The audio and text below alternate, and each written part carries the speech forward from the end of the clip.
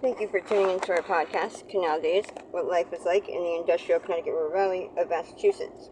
I am your host, Carrie, and joining us today is Holyoke's very own local historian and creator of the historical tours of Greater Holyoke, Robert Cahoon. He personally offers and leads public and private tours, as well as presentations of historical sites throughout communities in Massachusetts. Currently, the communities he has chosen to focus on this year are Holyoke, Chicopee, South Hadley, and East Hampton, and also Granby and Amherst as well. His tours spotlight the local canals, reservoirs, cemeteries, and churches, as well as parks, streets, and selected historical houses within each community. So in today's episode, we'll be discussing the Chicopee Memorial State Park, located in Chicopee, Mass. So tell us about the reservoirs and dams at the state park. This is a state park for sure, but it once was owned by the city of Chicopee for water to drink. So I'm going to tell you about the reservoirs and dams, and there were 3 of them each. But I'm also going to talk about the whole system and why did the state take it over, and what's around the area, including trail systems and the wetlands.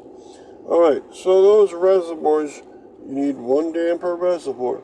And 1893 was the birth of this area as a functional unit, and it was called the Cooley Brook Reservoir because Cooley Brook goes through it, and the Cooley Brook eventually goes into Chicopee River. But the Cooley Brook was the brook that served these 3 dams and thus formed 3 reservoirs. Only 2 of the reservoirs still exist, and they were built, sure, in 1893, the first of them, but also in 1912, another was built in 1926. So you had 3 of them going. Why? Because Chicopee was growing and growing in size, and people needed to drink water. All right, and it was a pretty large system. The first reservoir was only 5 million gallons, the second a little larger, and so they wanted to serve the amount of water that Chicopee would need. There were other reservoirs around. In fact, this is only the second water reservoir for people to drink within Chicopee. And the first was Abbey Reservoir. All right, so it was very functional, and 3 dams, 3 reservoirs, and we're going to visit them with video stops, and there'll be more than 1 of them, so make sure you check them all out. Probably have 3 of them going. The dams themselves are found in the southwest corner of the state park, and the Cooley Brook runs from the northeast corner into the reservoirs and exits out the southwest corners. And when did the state take over the reservoir system, and what did they do with it? All right, in the 1960s, they took it over. The reason why is because Chicopee converted from providing their own drinking water to their residents and businesses and to using Quabbin Reservoir water. It's one of only 3 communities that are to the western part or central part of the state that use it. South Hadley is 1, Chicopee is number 2, and Wilbraham is number 3.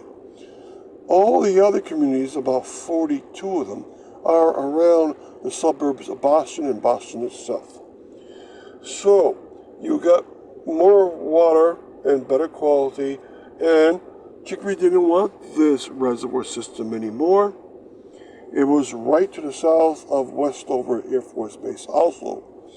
And they wanted, Westover and Chicopee both wanted it maintained very well, but not in their hands. And so the state took it over, and what they do, they turned it into a state park with amenities for children, a playground, a beachfront, a bathhouse, administration center, educational events, and also before that, trail systems were made, so we'll talk about that at some point.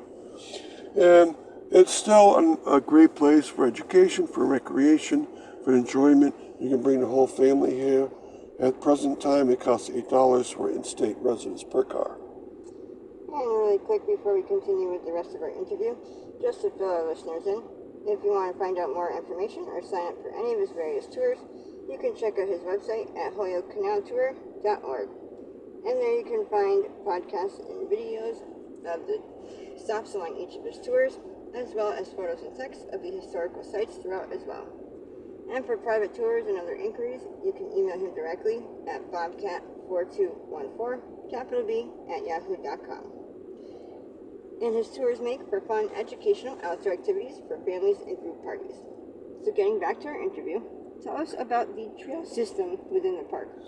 All right, I would call it three major trails. One that goes basically around the pond, but that one cannot complete around until you go a little bit up the brook. Then there's one that's to the southwest, and that's for bike riders and for walkers. And then there's one that follows the Cooley Brook towards the northeast and has a lot of wetlands in it, and that's an educational center too. They provide educational events up there, and they also do nature trails and the others.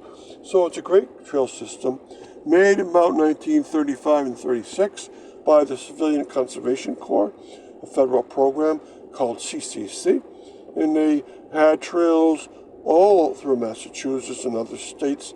And these men were very young men. Slightly older men would go on to WPA projects. All right, so it was a great system, and they still maintain them, so they still have these trails.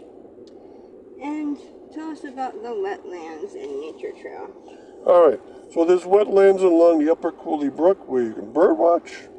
All right, you can also look at other kinds of life forms.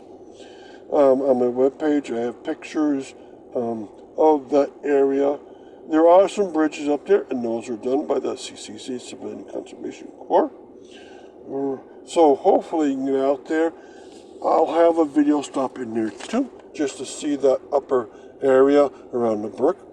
And my suggestion, of course, is after you go to the beachfront, try to have the kids or yourself take these nature trails, and especially one is around the dam, which is the first one towards the southwest. The larger one is also to the southwest. The one for kids and adults for nature study is the one near the wetlands along the upper Cooley Brook. All right, and all in all, the size of the state park is 1 square mile. Right, Westover Air Force Base is to the north. Interstate highways to the south, and so it's an interesting neighborhood overall, and you can do a lot within this Chicopee Memorial State Park. And thank you, Robert, for educating us on your tours and historical topics of your expertise. And we want to thank our listeners for tuning in. And you can check out a large selection of our other podcasts on his website, as well as on SoundCloud.com. And be sure to stay up to date with new podcasts and videos posted daily. Thank you for tuning in.